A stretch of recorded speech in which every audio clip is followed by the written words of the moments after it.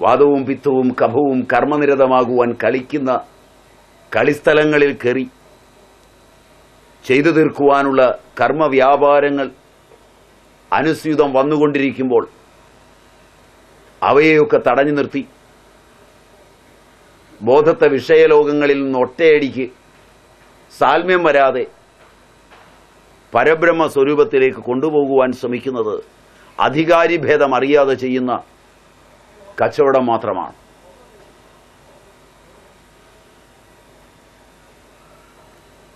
ചെയ്ത് പരാജയപ്പെടുമ്പോൾ അധികാരിയെ അന്വേഷിക്കുകയും അതുവരെ സോഷ്യലിസത്തിൽ വിശ്വസിക്കുകയും ചെയ്യുന്ന ആധുനിക മതചിന്തനങ്ങൾ കേൾക്കുന്ന അത്യന്ത ദുസ്തരമായ പ്രഹരമാണിത്.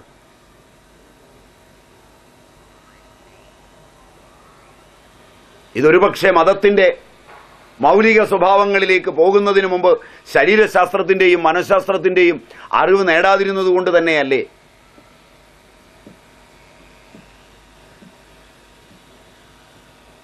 നിങ്ങൾക്ക് ആലോചിക്കാം.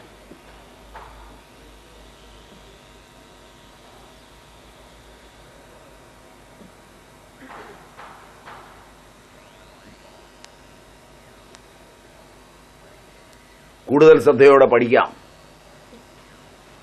എന്തായാലും അഷ്ടാംഗ ഹൃദയകാരൻ ഇങ്ങനെ പറഞ്ഞിട്ടുണ്ട്. വൈദ്യവിദ്യാർത്ഥികളും ഇരിപ്പുണ്ട്. Am I right?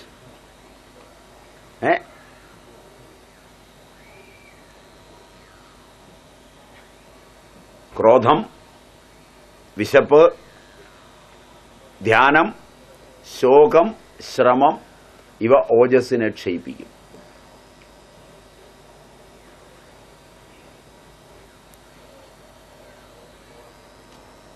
അതവിടെ നിൽക്കട്ടെ, നമുക്ക് തിരിച്ചു വരാം.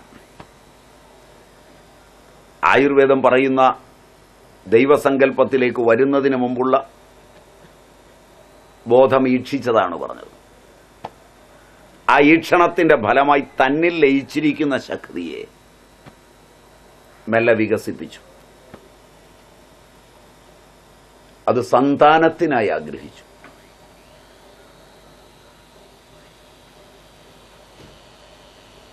തനു വിസ്താരേ കരുണേച്ച, തന്റെ തനുവിനെ വിസ്തരിപ്പിക്കണം, വിശേഷമാക്കണം. അതിലാണ് സൃഷ്ടി നടന്നത്. ആ സൃഷ്ടിയാണ് ഇന്നും നടന്നുകൊണ്ടിരിക്കുന്നത്.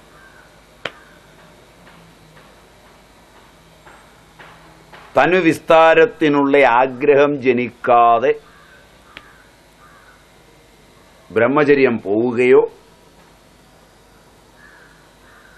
സന്തതി ഉൽപാദനം നടക്കുകയോ ചെയ്യില്ല.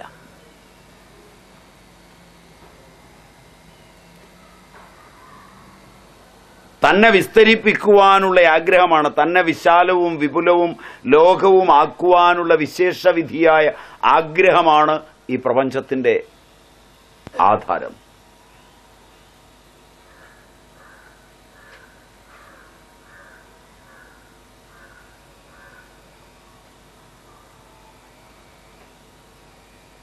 ഈ ഈക്ഷണമാണ് അതിന്റെ എല്ലാ സാധ്യതയും ഇരിക്കുന്ന സർവജ്ഞത്വവും സർവവ്യാപകത്വവും സർവാത്മകത്വവും സർവശക്തിത്വവും നിലനിൽക്കുന്ന തന്നിലിരിക്കുന്ന ആ ശക്തിയുടെ പ്രകടീഭാവമാണ്. അപ്പൊ താനും തന്റെ ശക്തിയും എന്ന രണ്ടെണ്ണത്തിലാണ് ഇത് ചെന്നു ചേരുന്നത്. ശക്തി അതിൽ വിലയം പ്രാപിച്ച് ഉറങ്ങിക്കിടക്കുമ്പോൾ താൻ ഏകനും, ശക്തി ഉണരുമ്പോൾ രണ്ടും, ശക്തിയിൽ നിന്ന് അനേകമായി മായാവി ഉണ്ടാക്കുന്നത് പോലെ ഈ പ്രപഞ്ചമുണ്ടാകുമ്പോൾ അനേകവുമാകുന്നു. അനേകത്തിൽ സമാധാനം തേടുവാനുള്ള എല്ലാ അറിവും പരിച്ഛിന്നവും പരിമിതവുമാണ്.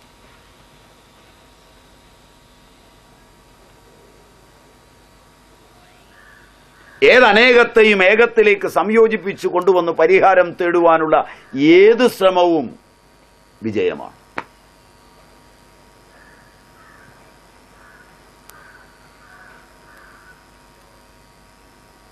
നിങ്ങളുടെ ചിന്തയ്ക്ക് പോലും നിങ്ങളെന്ന ബോധത്തെ പ്രാതിയോഗികമായി നിൽക്കുന്ന ബോധത്തിൽ നിന്ന് അന്യമാണെന്ന് തോന്നിക്കൊണ്ട് പരിഹരിക്കാൻ ഒരുങ്ങിയാൽ പരിഹാരമില്ലാത്ത ദിനരാത്രങ്ങളുണ്ടാവും.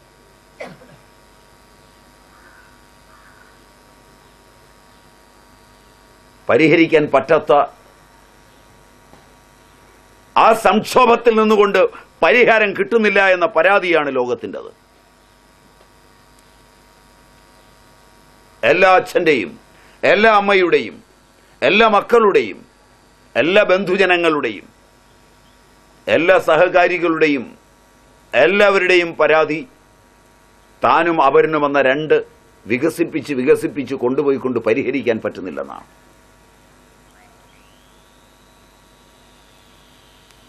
ഏകമാണ് ബോധമെന്നും അതിലെ രണ്ടെന്ന തോന്നൽ പോലും തോന്നൽ മാത്രമാണെന്നും അതെന്റെ ബോധത്തിൽ നിന്ന് തോന്നിയതാണെന്നും തോന്നിക്കഴിഞ്ഞാൽ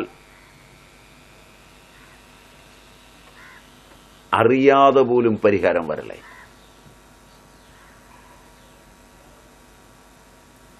ഇതാണ് ഭിഷഗ്വരന്റെ രഹസ്യം. തന്റെ അടുക്ക വരുന്ന രോഗിയുടെ ബോധസീമയിൽ ഏകമായൊരു ബോധമേ അവനും ഞാനുമായി ആകെയുള്ളൂ എന്ന് തോന്നിപ്പിക്കുന്ന ഒരു ചലനം മതി, ഒരു കൺകോൺ മതി, ഒരു ദർശനം മതി, ഒരു സ്പർശനം മതി, ഒരു വാക്കു മതി. അത്രയും നേരത്തേക്ക് രോഗം കുറയും. മനസ്സിലായില്ല? അതാണ് ചിലർ ഭിഷഗ്വരന്റെ അടുക്കരിക്കുമ്പോൾ കുറയും. ഒരുപാട് രോഗവുമായിട്ടാണ് വന്നത്. ഇവിടെ കയറിയപ്പോൾ ഇപ്പം മാറി.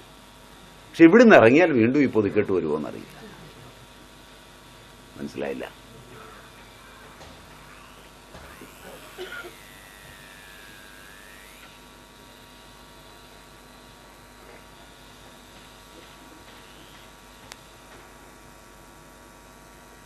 പനിച്ച് കിടക്കുന്നു, നടു നിവർത്താൻ പറ്റാതെ വേദനിക്കുന്നു, വെള്ളമെടുക്കാൻ പറ്റുന്നില്ല, ദേഹം മുഴുവൻ ചൊറിയുന്നു, വിഷമിക്കുന്നു, എനിക്കിന്നൊന്നും വയ്യ, നിങ്ങൾ വേണമെങ്കിൽ വല്ലതും ഉണ്ടാക്കി കഴിക്കുക, എനിക്കൊന്നും വേണ്ട, കുളിക്കാനും എനിക്ക് പറ്റൂല എന്ന് പറഞ്ഞ് കയറിക്കിടക്കുന്ന ഒരു സ്ത്രീയോ പുരുഷനോ പെട്ടെന്ന് അയാൾക്ക് ഏറ്റവും പ്രിയമുള്ള ഒരാൾ വരുന്നു എന്ന് അവർ മാത്രമായി കേട്ടാൽ, വീട്ടിലുള്ളവർ കേൾക്കുകയല്ല, അവരെ വിളിച്ചു പറഞ്ഞു ഞാൻ അങ്ങോട്ട് വരികയാണ്, എഴുന്നേൽക്കുകയും കുളിക്കുകയും ഭസ്മചന്ദനാദികൾ അണിയുകയും ഉടനെ പാത്രമെല്ലാം കഴുകി വെക്കുകയും ഉടനെ ഭക്ഷണങ്ങൾ ഉണ്ടാക്കാൻ ശ്രമിക്കുകയും പലഹാരങ്ങൾ ഉണ്ടാക്കാൻ ശ്രമിക്കുകയും, അപ്പൊ എന്താണ് സംഭവിച്ചതെന്നോർത്ത് കണ്ണ് തള്ളി ബാക്കിയുള്ളവർ നിൽക്കുമ്പോൾ ഇത് വിളമ്പിക്കൊടുക്കുകയും ചെയ്യുമോ? ഇല്ലെന്നാണ് നിങ്ങളുടെ ഉത്തരമെങ്കിൽ നിങ്ങൾ ഇതുവരെ പുലർത്തുന്ന ആശയങ്ങൾ ശരിയാണ്. ഉണ്ടെന്നാണെങ്കിൽ നിങ്ങൾ ഇതുവരെ പുലർത്തുന്ന ആശയങ്ങളുടെ പരാജയമാണ്. ഇല്ലെന്നല്ലേ സത്യം?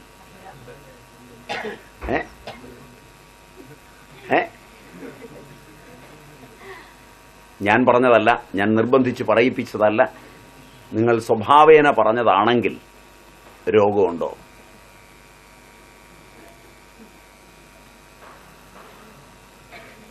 രോഗം അനുസ്യൂതമായ ധ്യാനത്തിലൂടെ,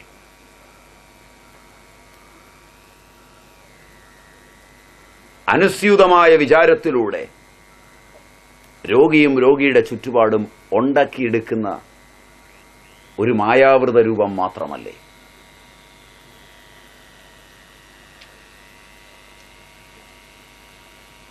ഇതാണ് ആയുർവേദത്തിന്റെ രഹസ്യം. ഇത് വേറൊരിടത്തും ഉണ്ടെന്ന് എനിക്ക് തോന്നുന്നില്ല. അതുകൊണ്ടാണ് ഞാൻ ഈ ശാസ്ത്രത്തെ ഇഷ്ടപ്പെടുന്നത്. അതുകൊണ്ടാണ് ഈ ശാസ്ത്രം എൻ്റെ കാവലാളാണെന്ന് ഞാൻ വിശ്വസിക്കുന്നത്. അതുകൊണ്ടാണ് ഇത് പ്രചരിപ്പിക്കുന്നത് എനിക്കിഷ്ടമായത്. അതുകൊണ്ട് തന്നെയാണ് പറ്റിയാൽ ഇതിൻ്റെ ഒരു അവതാരകനാകണമെന്ന് ഞാൻ ആഗ്രഹിക്കുന്നത്.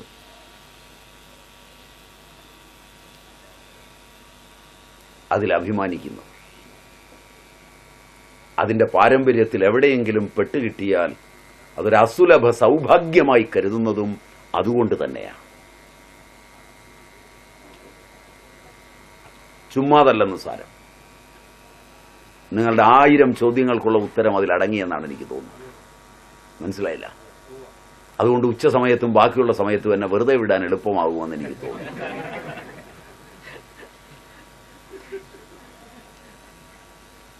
വളരെ സുവ്യക്തമായാണ് ഞാൻ പറഞ്ഞത്. Am I right?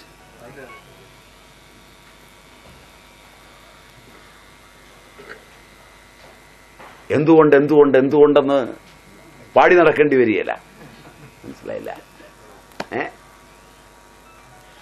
അതുകൊണ്ട് നിങ്ങൾക്ക് ചിന്തിക്കാം. അപ്പൊ അതില് സൃഷ്ടിയുടെ കാരണം മൗലികമായി അവ്യക്തമാണ്. നമുക്കിനി അതിനെ ഒരു ദിശയിലൂടെ കാണാം. നമുക്കൊരു അടുക്കിൽ പഠിച്ചു പോവാം.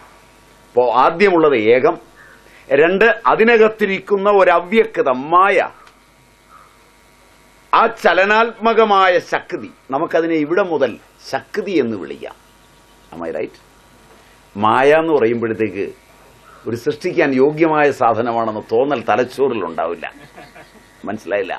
വേദാന്തം പഠിച്ചില്ലാത്തതെന്ന് തോന്നി ഉറച്ചു പോയതുകൊണ്ട് അതെന്തിനെങ്കിലും ഉണ്ടാക്കുമെന്നൊരു തോന്നൽ കിട്ടുകയില്ല. Am I right? നമുക്കതുകൊണ്ട് മായയെ മാറ്റി നിർത്താം. മനസ്സിലായി? അത് അപൂർവ പ്രതിഭാശാലിയായ ശങ്കരനെ പോലെ പാരമ്പര്യത്തിൽ പെടുമ്പോൾ മാത്രം നമുക്ക് തോന്നാവുന്നതായതുകൊണ്ട് ഇപ്പൊ നമ്മൾ ആ പാരമ്പര്യത്തിൽ പെട്ടിട്ടില്ലാത്തത് കൊണ്ട് മനസ്സിലായില്ല. പെടുന്ന കാലത്ത് നമുക്ക് ചിന്തിക്കാമെന്ന് വിചാരിച്ച് തൽക്കാലം അതിനെ ഒന്ന് മാറ്റിവെക്കാം. അതാണ് മര്യാദ. മനസ്സിലായി?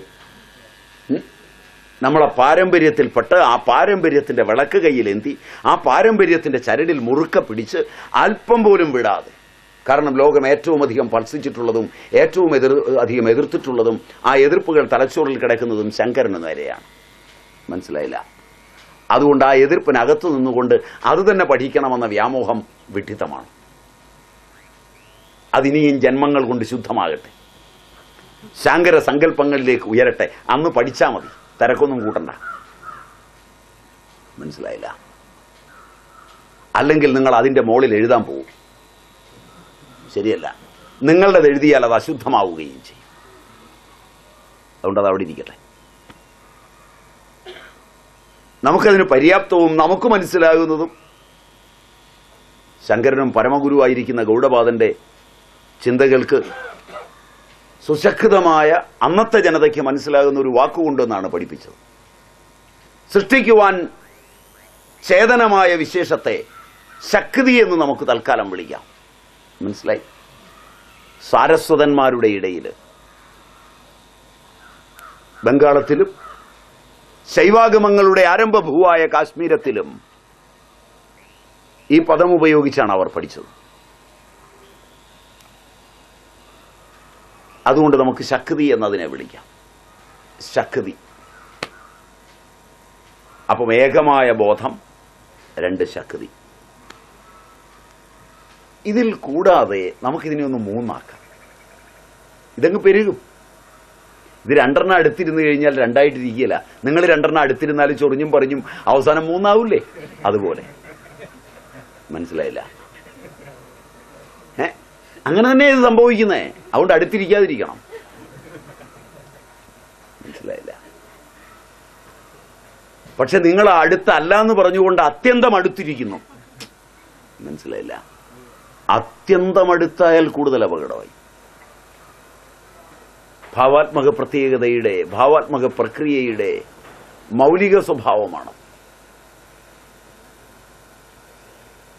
അതുകൊണ്ടിത് രൂപാന്തരപ്പെടുന്നിടത്ത് 3ാമതൊരു ശക്തി വരും. അത് കാലം. മനസ്സിലായില്ല?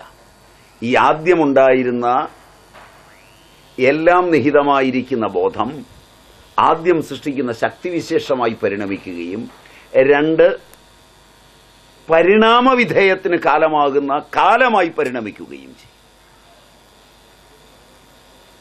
അങ്ങനൊരു കാലമുണ്ടായി. അപ്പോൾ ആ കാലശക്തി എന്നും എല്ലാത്തിന്മേലും ഒരു രൂപത്തിൽ നിന്ന് മറ്റൊരു രൂപമാകുന്നതായൊരു ശക്തി വ്യാപരിച്ചു വിളങ്ങുന്നുണ്ട്. എല്ലാം പരിണമിപ്പിച്ചുകൊണ്ടിരിക്കും. എന്തവിടെ വെച്ചാലും സ്വാഭാവികമായി പരിണമിക്കും. പരിണാമശക്തി. പരിണാമമില്ലാതെ ഒന്നുമില്ല. ഞാനും നിങ്ങളുമൊക്കെ ശാരീരികമെന്ന സത്യം എടുത്താൽ പരിണമിക്കുക. മനസ്സിലായില്ല? ഇന്ദ്രിയം എന്നതെടുത്താൽ പരിണമിക്കുകയാണ്. മനസ്സ് എന്നതെടുത്താൽ പരിണമിക്കുകയാണ്. ബുദ്ധി എന്നതെടുത്താലും പരിണമിക്കുകയാണ്. ഇതിൻ്റെ അകത്തു വേണം, ഈ നിത്യപരിണാമം കണ്ടുകൊണ്ടിരിക്കുമ്പോൾ വേണം പരിണാമമില്ലാത്ത ഒന്നിനെ ചിന്തിക്കാൻ. അതത്ര എളുപ്പമൊന്നുമല്ല. അത് അപൂർവ ഭാഗ്യവാന്മാർക്കുള്ളതാണ്. അതുകൊണ്ട് ആ ഭാഗ്യത്തിൽ ഇപ്പപ്പെട്ട് ആ അപൂർവത കളയണ്ട. മനസ്സിലായില്ല? അത് അത്യപൂർവമാണ്. അത് അപൂർവമായി തന്നെ ഇരിക്കുന്നതാണ് അതിൻ്റെ മനോഹാരിത. നമ്മൾ കയറി അതിൻ്റെ മനോഹാരിത കളയണ്ട.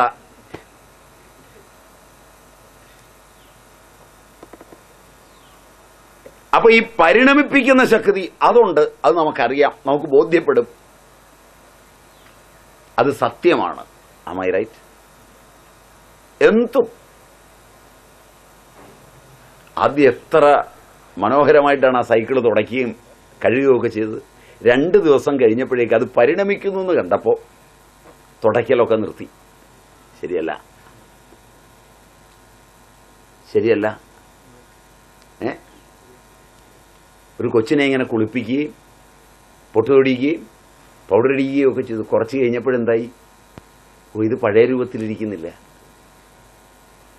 ഇതാകെ മാറി. കല്യാണം കഴിച്ചു ഒരാഴ്ച എന്തൊരു സ്നേഹമായിരുന്നു അല്ലേ? അവിടെ പോകണം, ഇവിടെ പോകണം, അവിടെ കൊണ്ടുപോകണം, ഇവിടെ കൊണ്ടുപോകണം, തുച്ഛ സ്നേഹമായിരുന്നു. ആദർശ ദമ്പതികൾ. ഒരാഴ്ച കഴിഞ്ഞപ്പോഴോ കാണുന്നത് ചതുർത്ഥിയായി. ശരിയല്ല? കാരണം പരിണമിക്കും. പരിണമിപ്പിക്കുന്ന ഒരു ശക്തിവിശേഷം ഉണ്ടെന്ന് അറിഞ്ഞവൻ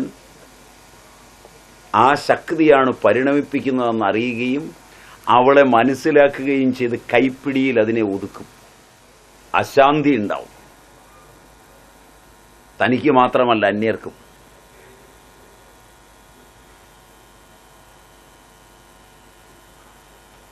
നിത്യപരിണാമത്തിൻ്റെതാണ് ഈ ശക്തി. ഇതിനെ കാലമെന്ന് പറയും. ഈശ്വരനിൽ ലയിച്ചിരിക്കുന്ന ശക്തിയുടെ ഒന്നാമത്തെ വികാസം ഈ പരിണാമ ശക്തിയാണ്. ഈ ശക്തിയുടെ വ്യാപാരം കൊണ്ട്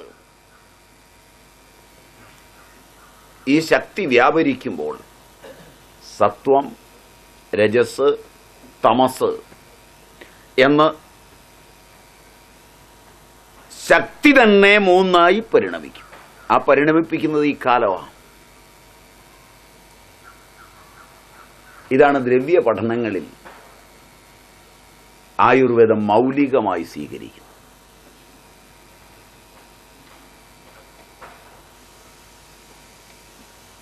ഈ ശക്തി പ്രവർത്തിച്ചിട്ട് ഗുണസ്വരൂപയായ, ക്രിയാസ്വരൂപയായ ശക്തി സത്വവും രജസും തമസ്സുമായി പരിണമിപ്പിക്കുക. ഇതിൽ ആദ്യത്തെ ആ ബോധമുണ്ടല്ലോ, സാംശഭൂതമായ പുരുഷാംശം വീര്യത്തെ വിക്ഷേപിക്കുക.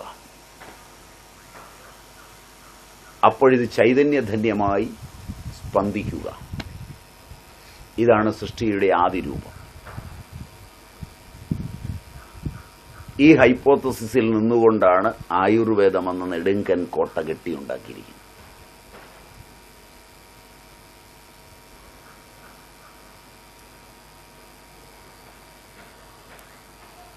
ഈ കോട്ട തെറ്റാണെന്ന് പറഞ്ഞ് തള്ളിയാൽ പിന്നെ അതിൻ്റെ പൊക്കത്ത് നിൽക്കുന്നത് ശരിയാവുമോ? ശരിയാവുമോ? ഒന്നുകിൽ നിങ്ങൾക്ക് പാടെ നിഷേധിക്കാം, അല്ലെങ്കിൽ ഒന്നിച്ച് സ്വീകരിക്കാം.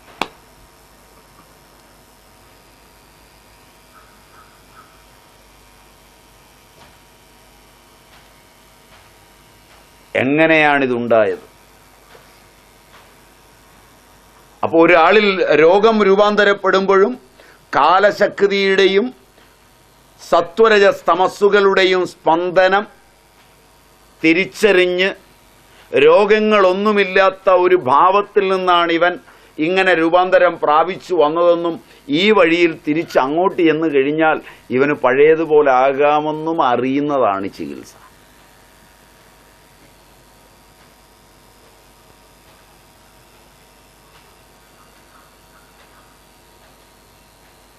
ഇത്രയും കെട്ടായിരിക്കണം. ക്ഷമയുണ്ടാവുമോ? ഉണ്ടാവില്ല. അതുകൊണ്ട് എന്ത് ചെയ്യും? ഈ കെട്ടെല്ലാം കണ്ടിക്കും. മനസ്സിലായില്ല? ഈ കെട്ടെല്ലാം കണ്ടിക്കും. കെട്ടെല്ലാം കണ്ടിച്ചാൽ എന്താവും? ഇതിനെ കൂട്ടി നിർത്തുന്ന ആ സൂത്രം നുറുങ്ങായി പോവും. അപ്പോൾ ഇതിനെ യോജിപ്പിച്ച് നിർത്തിയിരിക്കുന്ന മനസ്സും ശരീരവും ഇന്ദ്രിയങ്ങളും കോശങ്ങളും വികൃതമായി അഴിഞ്ഞ് താഴെ വീഴും. വിഘടിക്കുന്നതോടെ മൃത്യു ഉണ്ടാവും. ചികിത്സ അങ്ങനെയാണ് മൃത്യുവായി മാറുന്നത്.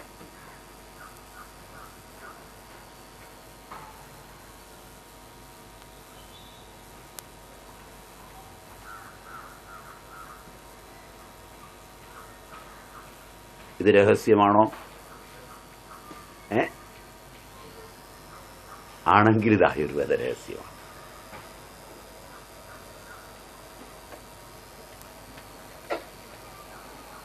സാധാരണ ആളുകൾക്കൊന്നും ക്ഷമയുണ്ടാവില്ല കെട്ടഴിക്കാൻ. ഒന്നാമത് നല്ല ഏകാഗ്രത വേണം, രണ്ട് നല്ല ക്രിയാശേഷി വേണം,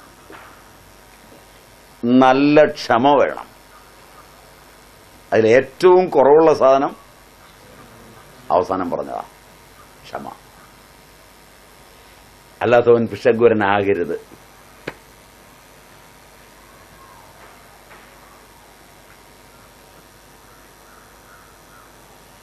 മലയോളം ക്ഷമ തരണേ, അതിപ്പോ തന്നെ തരണേ എന്ന് പ്രാർത്ഥിക്കുന്നവരാണ്. ശരിയല്ല?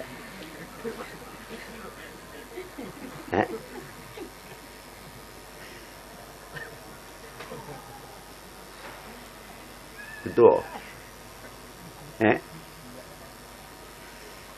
ഇതാണ് ഇതിന്റെ പ്രത്യേകത. അപ്പോ സ്വാംശഭൂതമായ വീര്യം അതിൽ ചേർത്തു.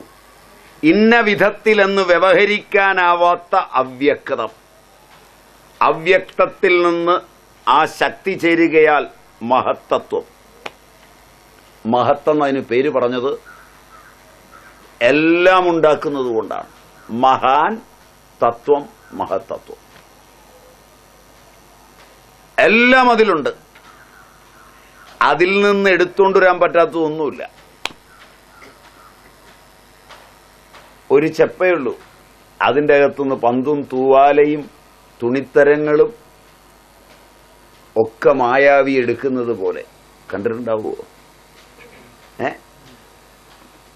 ഈ മഹത്തത്വത്തിൽ നിന്ന് വിജൃംഭിച്ചാൽ ഇതെല്ലാം ഉണ്ടാവും. ഇതെല്ലാം തിരിച്ച് അതിനകത്ത് ആവുകയും ചെയ്യും. മനസ്സിലായില്ല? കാലമാണ് ഈ കളി കളിക്കുന്നത്. സൃഷ്ടിയുടെ കാലത്ത്, സർഗകാലത്ത് ഇത് മുഴുവൻ ഉണ്ടാവും. അതുകൊണ്ട് കാലം രണ്ട്, ആദാനകാലവും വിസർഗകാലവും, ഉത്തരായനവും ദക്ഷിണായനവും.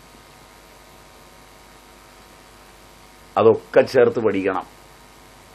ഇതിന്റെ വളർച്ചയും വികാസവും പഠിക്കണമെങ്കിൽ അതിനുള്ള കലണ്ടർ ആശ്രമം തരും. വിസർഗകാലത്തിൻ്റെയും ആദാനകാലത്തിൻ്റെയും ചേർത്ത് വെച്ചുള്ള കലണ്ടർ, ഋതു കലണ്ടർ. അതിനെ അടിസ്ഥാനപ്പെടുത്തിയല്ല കൃഷി, അതിനെ അടിസ്ഥാനപ്പെടുത്തിയല്ല ആഹാരം, അതിനെ അടിസ്ഥാനപ്പെടുത്തിയല്ല ജീവിതം, അതിനെ അടിസ്ഥാനപ്പെടുത്തിയല്ല നിങ്ങളുടെ വർഷങ്ങൾ രൂപകൽപ്പന ചെയ്തിരിക്കുന്നത്. പ്രാചീനർ അതിനെ അടിസ്ഥാനപ്പെടുത്തിയാണ് ശകവർഷം രൂപപ്പെടുത്തിയിരിക്കുന്നത്. അതുകൊണ്ട് അതിൻ്റെ 1-ാം തീയതി മുതൽ കൃത്യമായി ആ കാലഗണന കാണാം. ഈ 2 മാസങ്ങൾ ചേർന്ന് ഇങ്ങനെ ഒരു കലണ്ടർ ഉണ്ടെന്ന് കേട്ടിട്ടുണ്ടോ? ഉണ്ടോ? ഉണ്ടോ? അതില് അതിനൊരു കലണ്ടറുണ്ട് ഭാരതത്തിന്. അതൊക്കെ തമസ്കരിച്ചതാണ്. ആധ്യാത്മികതയും ഭൗതികതയും എല്ലാം ചേർന്നാണ് തമസ്കരിച്ചത്. അതുകൊണ്ട് മഹാൻ തത്വം, മഹത്തത്വം എല്ലാറ്റിനും ആസ്പദം ഈ തത്വമാണ്. ഇപ്പൊ കുറേശ്ശെ വൈശേഷിക ഓർമ്മ വരുന്നുണ്ടാവുമോ? എങ്ങനെയാ ഇത് രൂപപ്പെട്ടതെന്ന്? ആ മഹത്തത്വത്തിൽ നിന്ന്, അതിന് വേറൊരു പേരും പറയും, ബുദ്ധിതത്വമെന്നും പറയും. കാരണം അത് അറിയുന്ന തത്വമായതുകൊണ്ട്, അതിൻ്റെ സ്വരൂപം ജ്ഞാനമായതുകൊണ്ട്, അറിവ് ആയതുകൊണ്ട്. അപ്പോൾ പ്രകാശവും അറിവും ഈ തത്വത്തിൻ്റെ പ്രത്യേകതയാണ്. ഇതിൽ നിന്നാണ് പ്രകാശിക്കുന്നതും അറിയുന്നതും. അതിനകത്തേക്ക് വീണു എന്ന് നമ്മൾ നേരത്തെ പറഞ്ഞ ആ വീര്യത്തെ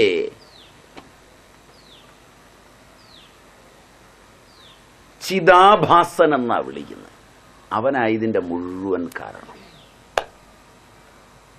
പേര് തന്നെ വളരെ രസമാണ്. ഈ ആഭാസനാണ് ഈ ഗതികേട് മുഴുവൻ ഉണ്ടാകുന്നത്. മനസ്സിലായില്ല? അതുകൊണ്ട് രോഗവും പ്രശ്നങ്ങളുമെല്ലാം ഈ ആഭാസന്റെ പണിയാണ്. ആഭാസൻ എന്ന് വിളിച്ചാൽ തന്നെ ലോകത്തിലെ ഏറ്റവും വലിയ തെറിയാണ്. മനസ്സിലായില്ല? ചിത്തിൽ വരുന്ന ആഭാസത്വമാണ് അതിന് കാരണം.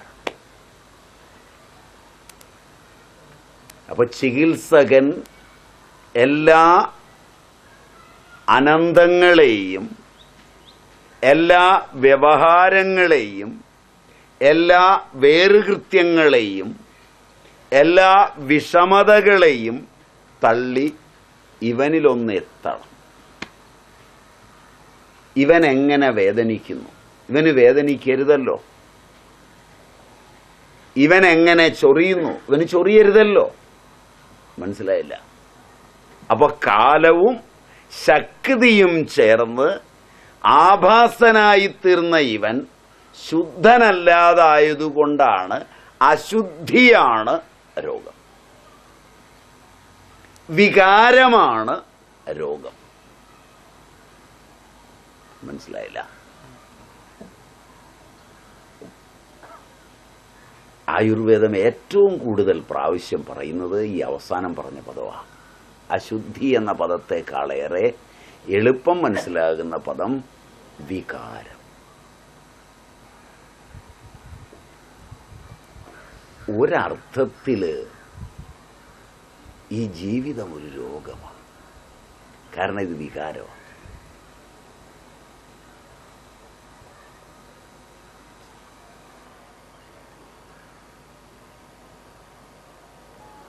ജീവിച്ചു പോകുമ്പോൾ സുഖമായി ജീവിക്കുന്നവന് സമ്പാദിക്കണമെന്ന് തോന്നുന്നത് ഒരു വികാരമാണ്. ശരിയല്ല? അവൻ രോഗിയാകാൻ അപ്പോഴേ തുടങ്ങി. ഇനി അവന് സ്വസ്ഥത കിട്ടുകയില്ല. എന്തെല്ലാം കാണിച്ചാലാണ് സമ്പാദിക്കാൻ പറ്റുക? മനസ്സിലായില്ല? അയൽവക്കത്തെ വീട്ടിൽ പോയി സുഖമായി പടഞ്ഞിരുന്ന് ഞണ്യതാ. മനസ്സിലായില്ല? സ്വന്തമായിടത്ത് ഇത്രയും ഭംഗിയായിരിക്കാൻ പറ്റില്ല. കാരണം അവിടെ കയറി ഇരുന്ന് തിന്നത് ഒരു കുഴപ്പമുണ്ടായില്ല. പാത്രം പോലും കഴുകിയില്ല, അവർ കഴുകി തന്നതാ. മനസ്സിലായില്ല? എന്നിട്ടും ഇനി തന്നെത്താൻ പാത്രം കഴുകണമെന്ന് തീരുമാനിച്ച് സമ്പാദിക്കാൻ ഒരുങ്ങുമ്പോൾ ഇതൊരു വികാരമാണ്. ശരിയല്ല? ഈ വികാരം വന്നോ പരിണാമം തുടങ്ങും. ബോധം ആ ദിശയിൽ പരിണമിക്കാൻ തുടങ്ങും. പരിണമിക്കുന്നതിനനുസരിച്ച്, വികാരത്തിനനുസരിച്ച് രോഗങ്ങളുണ്ടാവും.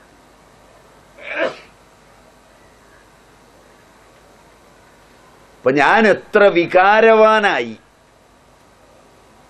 അതുകൊണ്ട് ഈ പുരോഹിതന്മാരെയൊക്കെ വികാരികൾ എന്ന് മനസ്സിലായി.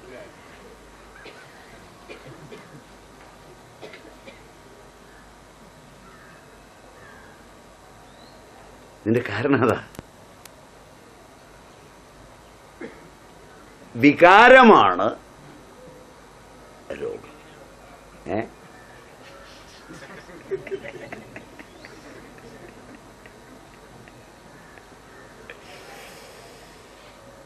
അപ്പൊ രോഗങ്ങളൊക്കെ വികാരമാണ്.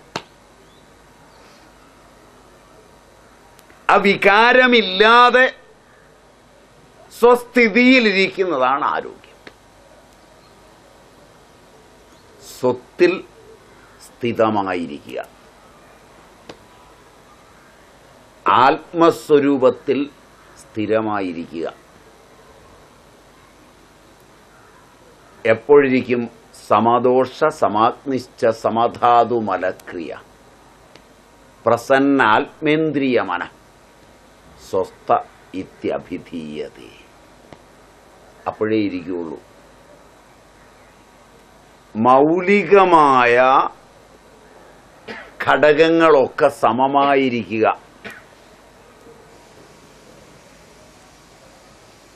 സമദോഷം, സൃഷ്ടിക്ക് കാരണങ്ങളായിരിക്കുന്ന ദോഷങ്ങൾ സമമായിരിക്കുക.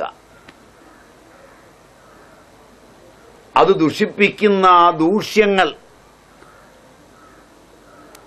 ധാതുക്കൾ സമമായിരിക്കുക. വൈശേഷികം അവിടെയാണ് ഏറ്റവും ഊന്നൽ നൽകുന്നത്. അപരിസംഖ്യേയങ്ങളായ പരമാണുക്കളുടെ ചേർച്ചയാണ് ഈ ശരീരം, ചരകൻ. ഡാൽട്ടൺ അല്ല.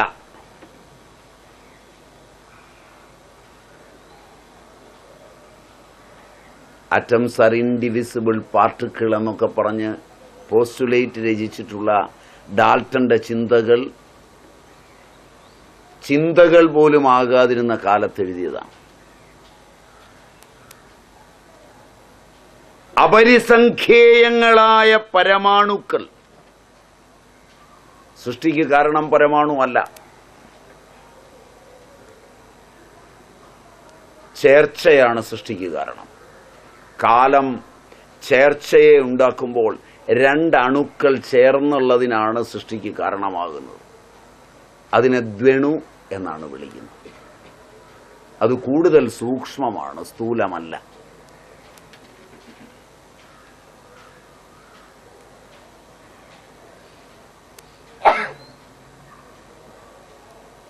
അപ്പൊ ഇത് പഠിക്കാൻ പോകുമ്പോൾ വളരെ ശ്രദ്ധിക്കണം. അതുകൊണ്ട് അപ്പൊ സത്വം, രജസ്, തമസ് അതും ചിദാഭാസനും മഹത്തത്വത്തിലുണ്ട്. അതുകൊണ്ട് ആയുർവേദ പ്രകാരം ഗുണങ്ങൾ ലോകസൃഷ്ടിയുടെ ഉപാദാന കാരണവും ചിദാഭാസൻ ലോകസൃഷ്ടിക്ക് നിമിത്ത കാരണവുമാണ്. കുലാലൻ നിമിത്ത കാരണവും മണ്ണ് ഉപാദാന കാരണവുമാണ് കലസൃഷ്ടിക്ക്. മനസ്സിലായില്ല? അതുപോലെ ഗുണങ്ങളെ സാമ്യാവസ്ഥയിൽ നിന്ന് ക്ഷോഭിപ്പിക്കുന്ന കാലവും മഹത്തത്വത്തിലുണ്ട്.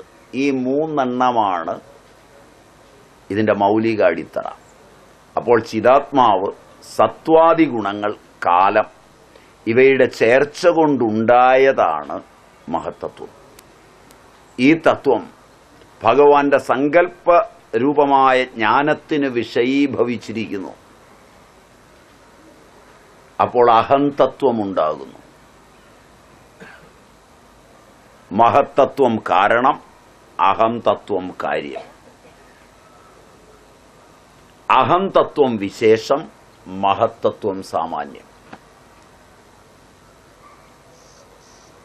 ചരകം 45 ശ്ലോകം സാമാന്യം വികാസവും വിശേഷം ഹ്രാസവുമാകുന്നു എന്ന് പറയുമ്പോൾ ചക്രപാണിയുടെ വ്യാഖ്യാനത്തിലൂടെ പോകുമ്പോൾ പ്രത്യേകം ഓർക്കേണ്ടതും ഇതാണ്. ഇത് ആഴത്തിൽ പഠിക്കുമ്പോഴാണ് ഒരു രോഗിയെ കാണുമ്പോൾ സിദ്ധാന്തരൂപമായ അവനിൽ ആരോഗ്യവും രോഗവും എല്ലാം ഉണ്ടാക്കാൻ പര്യാപ്തമായ മഹത്തത്വത്തെയും അവനിൽ രോഗമുണ്ടാക്കിക്കഴിഞ്ഞു നിൽക്കുന്ന അഹങ്കാരത്തെയും കാണുമ്പോൾ ഭിഷഗ്വരൻ അവന്റെ അഹങ്കാരത്തിലൂടെ ചർച്ച ചെയ്തു പോകണമോ അതിനെ മുഴുവൻ തള്ളി അവന് ആരോഗ്യത്തെയും രോഗത്തെയും പ്രദാനം ചെയ്യുവാൻ പര്യാപ്തമായ കാര്യകാരണ അംശങ്ങൾ മുഴുവൻ കിടക്കുന്ന ചിതാഭാസനും ഗുണത്രയങ്ങളും കാലവും ഒരുമിച്ച് വർഷിക്കുന്ന അവന്റെ മഹത്തത്വത്തെ കാണണമോ? കണ്ണുകൾ മഹത്തത്വത്തെ കാണുവാൻ സൂക്ഷ്മമാക്കിയാൽ നിങ്ങളുടെ വാക്കും ചലനവും മരുന്നും എല്ലാം ഔഷധമാണ്. എല്ലാം അവനെ മാറ്റിമറിക്കും.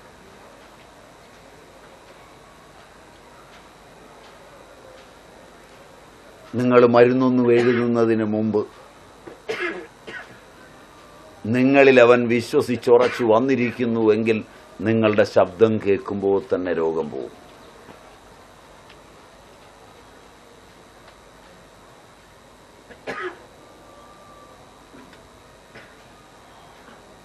പേരുകൾ അനേകം രോഗത്തിന്.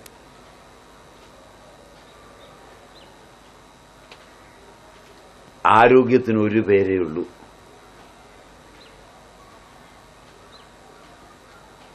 ആരോഗ്യത്തെ പഠിക്കണോ രോഗത്തെ പഠിക്കണോ? രോഗത്തെ പഠിച്ച് പരിഹരിക്കണമോ ആരോഗ്യത്തെ പഠിച്ച് അതിൽ ഉറപ്പിക്കണോ?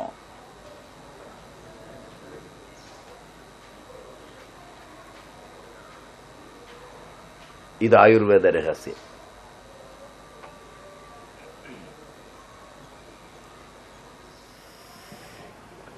അപ്പോ ഇവയുടെ ചേർച്ചയാണ് ഉണ്ടാകുന്നത്.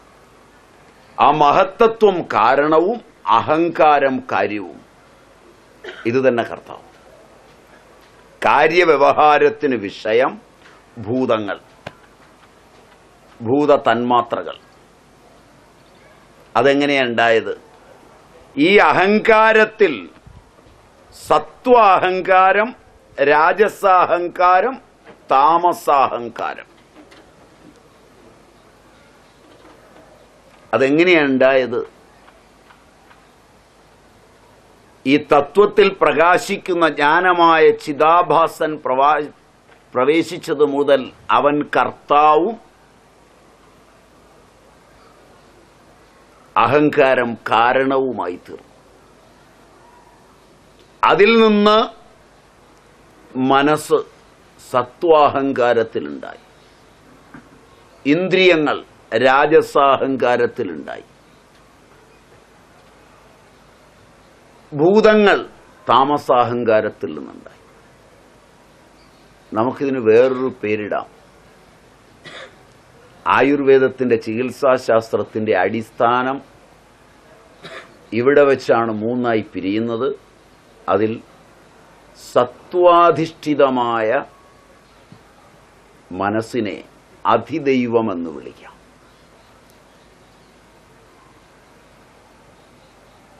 ഇന്ദ്രിയങ്ങളെ അധ്യാത്മമെന്ന് വിളിക്കാം. മനസ്സിലായില്ല? ഭൂത തന്മാത്രകളെ അധിഭൂതമെന്ന് വിളിക്കാം.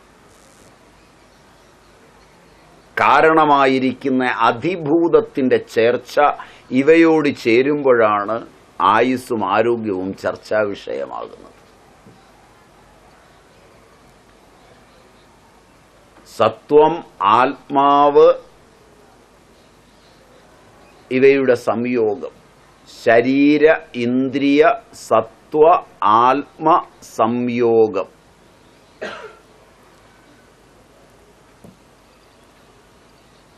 അതിലെ ധാരി,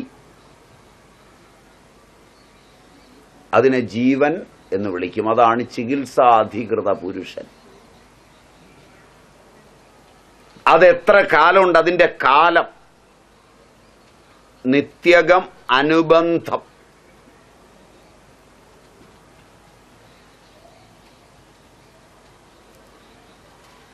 എന്നൊക്കെ പറയുന്നത് ആയുസ്. അപ്പോൾ ആയുസ്, ജീവൻ എന്ന് രണ്ടെണ്ണം. ഇത് ക്രമമായി ഉണ്ടായത് ഇങ്ങനെയാണ്. അതിൻ്റെ അറിവ് ആയുർവേദം.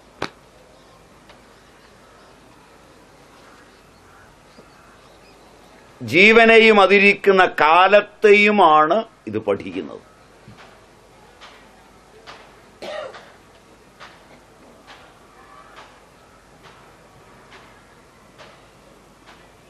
നിത്യഗശ്ച അനുബന്ധശ്ച പര്യായൈരായുരുച്യതേ.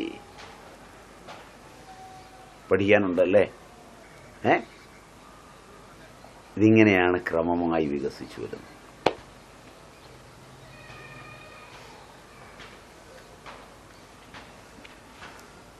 അപ്പൊ ഇത് നമ്മൾ നന്നായി തലയിലാക്കണം. ഇതാണ് ആയുർവേദത്തിൻ്റെ സമഗ്രമായ അടിത്തറ.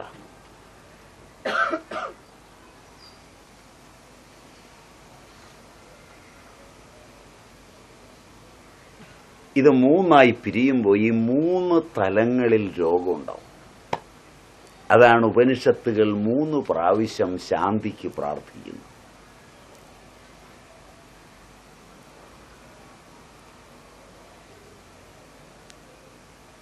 ആധിഭൗതികങ്ങൾ, ഭൂത തന്മാത്രകളുടെ വ്യതിയാനം കൊണ്ട് ദോഷങ്ങൾ സമമല്ലാതായി തീർന്നു വരുന്ന വ്യാധികൾ ഒരു ദുഃഖമാണ്. അധിഭൂതത്തിൽ വരുന്നത്, ഇന്ദ്രിയങ്ങളും വിഷയങ്ങളും ചേർന്നുണ്ടാകുന്നത്, അധ്യാത്മത്തിൽ വരുന്നത്, അധിദൈവത്തിൽ വരുന്നത്. കാരണം നിങ്ങളുടെ കർമ്മചരിത്രം എവിടെയാ കുറിച്ചു വച്ചിരിക്കുന്നത്? ഈ ചരിത്ര പുസ്തകം ഏതാണ്?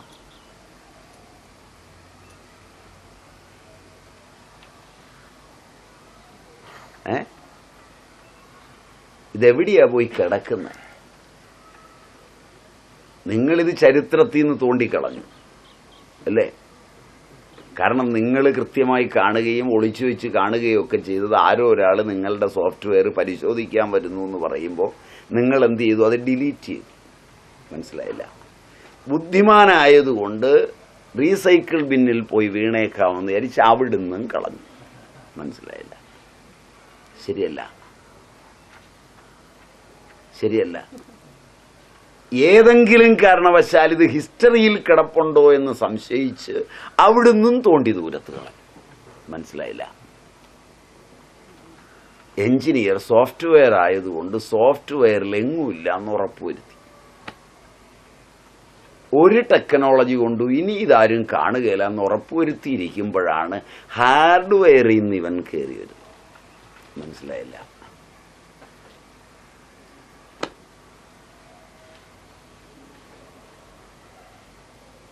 അത് പ്രതീക്ഷിച്ചതല്ല. കാരണം എന്താ? സ്വസ്തിന ഇന്ദ്രോ വൃദ്ധശ്രവാഹ. ഇവൻ വൃദ്ധശ്രവനാണ്. ഇതന്ത്രമായ ഇന്ദ്രൻ മനസ്സ് വൃദ്ധശ്രവനാണ്. അവൻ കേൾക്കാത്തതൊന്നുമില്ല. അധിദൈവമായതുകൊണ്ട് അവൻ കേട്ടതും കേൾക്കാത്തതും കലർത്തുന്നവനുമാണ്. അവന്റെ വിഭൂതികൾ തൃത്വമുള്ളതാണ്. ജാഗ്രത് സ്വപ്ന സുഷുപ്തികളോട് കൂടിയതാണ്.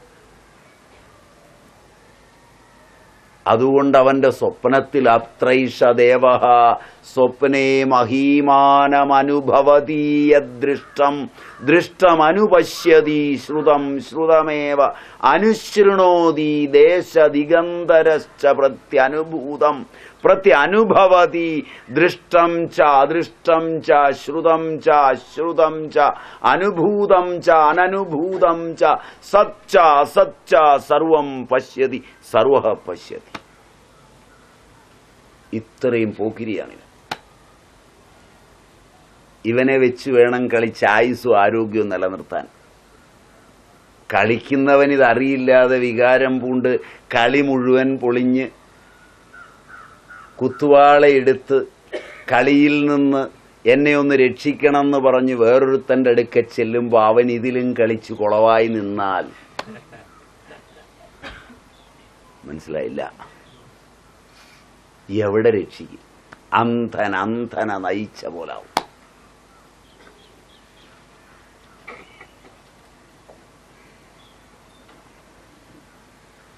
മനസ്സിലാവുമോ?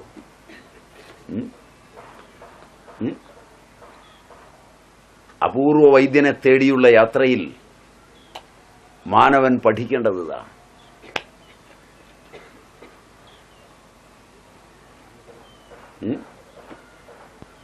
അന്ധേനൈവനീയമാന യഥാന്ത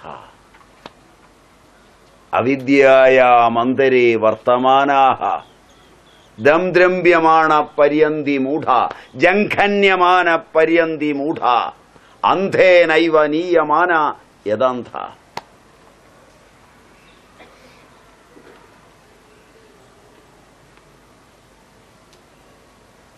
ആയുർവേദം മോശമാണോ?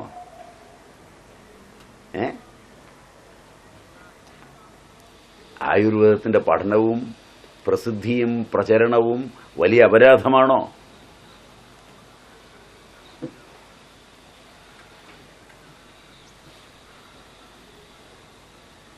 ആയുർവേദം കുഷ്ഠരോഗിയേക്കാൾ അകറ്റി നിർത്തേണ്ട ഒരു സാധനമാണോ?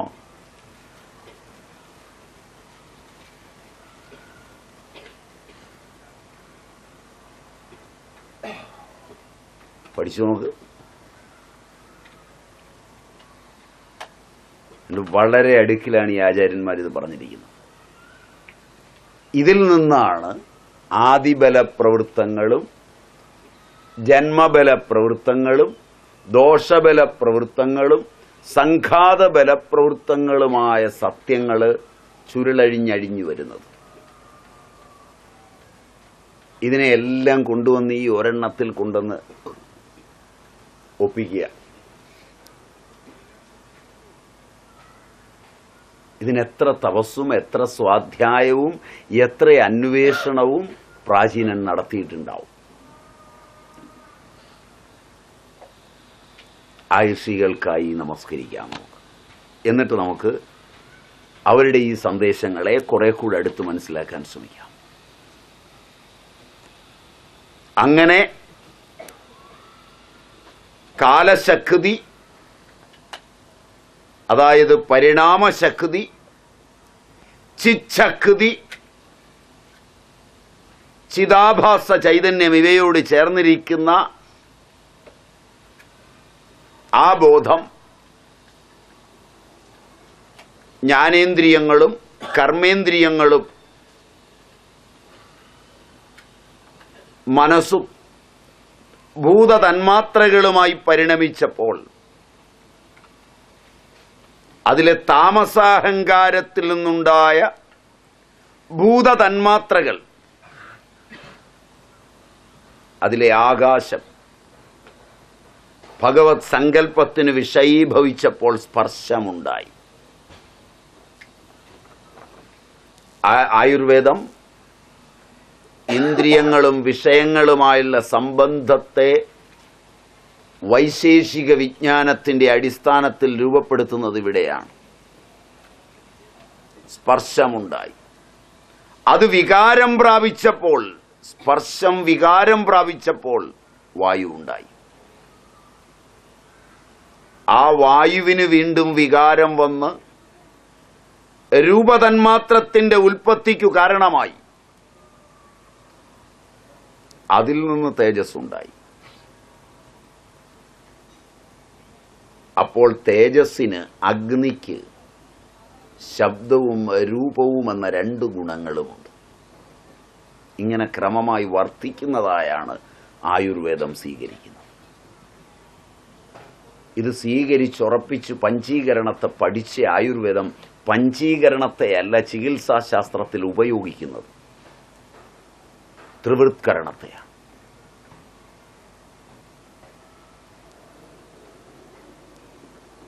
ഔപനിഷദികമായോ വൈദികമായോ അതിന് പ്രമാണം വേണമെന്ന് നിങ്ങൾക്ക് നിർബന്ധമുണ്ടെങ്കിൽ ഛാന്തോഗ്യമെടുത്ത് പഠിച്ചാൽ ത്രിവൃത്കരണം കിട്ടും. കാരണം നിങ്ങളുടെ കൂടെ ഇരിക്കുന്നവരിൽ ചിലരെങ്കിലും വേദാന്തവും മറ്റുള്ളതുമായി ബന്ധമുള്ളവരായതുകൊണ്ട് ആയുർവേദം ഇവിടെ വെച്ച് വഴിപിരിഞ്ഞുപോയി എന്നല്ല ധരിക്കേണ്ടത്.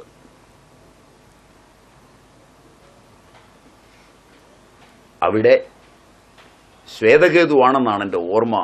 ശുംഗം അന്വേഷിക്കുന്നുണ്ട് ഓരോന്നിൻ്റെയും. അന്നം മുതൽ അഗ്നി വരെയുള്ള അന്വേഷണം. അതിൽ നിന്നാണ് വൈദിക അന്നത്തിലെ 2 സർഗങ്ങൾ രൂപാന്തരപ്പെടുന്നതും. പിന്നീട് പറയാൻ നേരം കിട്ടിയില്ലെങ്കിൽ ദർശവും പൗർണമാസവും. ആരോഗ്യത്തിന്റെ അടിത്തറ അതിലാണ് കൊരുത്തിരിക്കുന്നത്.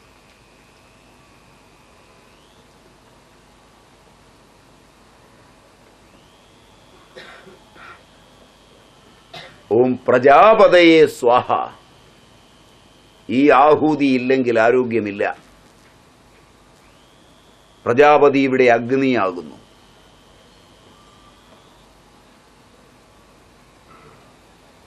അഗ്നിയുടെ സാന്നിധ്യം പോയാൽ മൃത്യുവായി.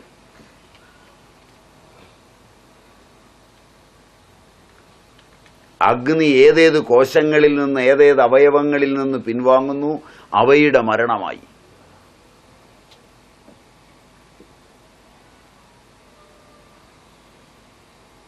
അതാണ് സംരക്ഷകനായ പിത്തം.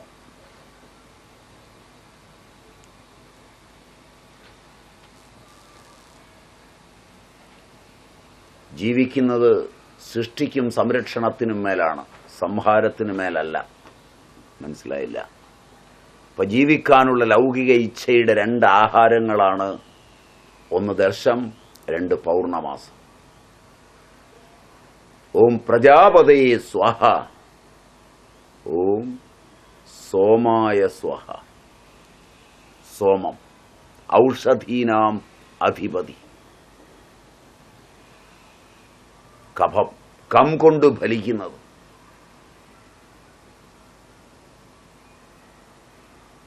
ജലം കൊണ്ട് ഫലിക്കുന്നത്. ജീവന്റെ ഉറവിടമായത്.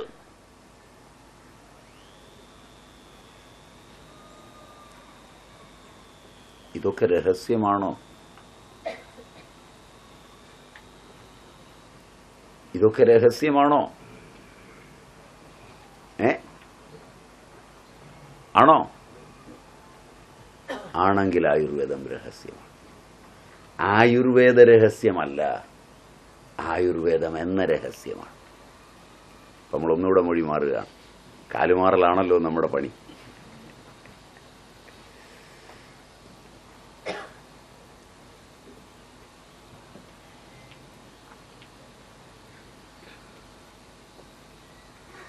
പഠിക്കുന്നത് പ്രയോജനപ്രദമാണോ? രസകരമാണോ? ഒന്നുമില്ലെങ്കിൽ ഒരു ഇന്റലക്ച്വൽ എക്സർസൈസ് എങ്കിലും ആവുമോ? At least.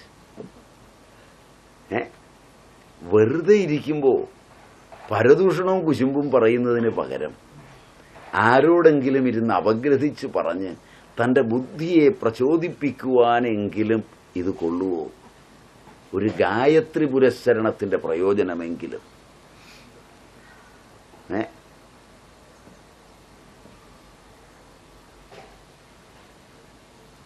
അതുകൊണ്ടാ ഞാനിത് പഠിക്കാൻ പോയത്.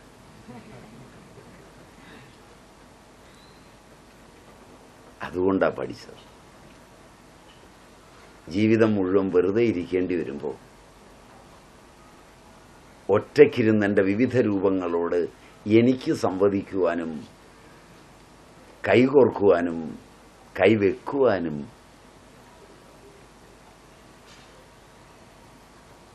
വാർദ്ധക്യത്തെ മറക്കുവാനും വാർദ്ധക്യം യൗവനമാക്കുവാനും എനിക്ക് ചിന്തിക്കുവാൻ, എന്നോട് ചിന്തിക്കുവാൻ വേറൊരുത്തനുണ്ടാവില്ല. കാരണം അവൻ്റെ പൂർവ്വകർമ്മങ്ങൾ വേറെയായതുകൊണ്ട് അവൻ്റെ ചിന്ത വേറെയായിരിക്കും. അതുകൊണ്ട് ഞാനും അവനും ഇരുന്നാൽ ചിന്തിച്ച് സമാധാനം കിട്ടില്ല. ഞാനും ഇരുന്നാലേ ചിന്തിച്ച് സമാധാനം കിട്ടുള്ളൂ. അതുകൊണ്ട് ഞാനും ചിന്തിക്കുവാൻ ഇത്തരമൊരു എക്സർസൈസ് കൂടിയേ തീരൂ, ഇല്ലെങ്കിൽ വാർദ്ധക്യം വികലമാകുമെന്ന് തോന്നിയതുകൊണ്ടാണ് പഠിച്ചത്. പിന്നെ പഠിച്ചപ്പോൾ അത് വേറെ ആർക്കെങ്കിലും അല്പം പ്രയോജനം വരുന്നെങ്കിൽ വിരോധമില്ല എന്ന് വിചാരിച്ച് മാത്രമാണ് നിങ്ങളോട് സംസാരിക്കുന്നത്. അല്ലാതെ ഈ ചിന്ത നിങ്ങളുടെ ഇൻ്റലക്ച്വൽ എക്സസൈസിൽ എൻ്റെ പോലെ ആകുമെന്നങ്ങ് വ്യാമോഹിച്ചല്ല. അതുകൊണ്ട് നിങ്ങൾ ചിന്തിച്ചില്ലെങ്കിലും എനിക്ക് വലിയ വിഷമമാണ്.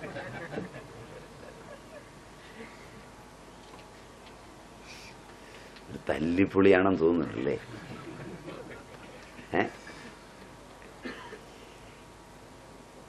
എന്നാലും ഒരു രസമുണ്ട്.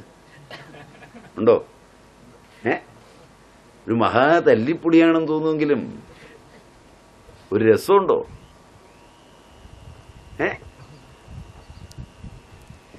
അതുകൊണ്ട് നിങ്ങൾക്ക് ആലോചിക്കാം. രസകരമായിരിക്കണം പഠിക്കുന്നത്. അല്ല മസിൽ പിടിച്ചൊന്നും പഠിക്കരുത്. വീട്ടുകാർ നിർബന്ധിച്ചു ആയുർവേദം എടുത്തോളാൻ. മസിൽ പിടിച്ചൊന്നും പഠിക്കരുത്.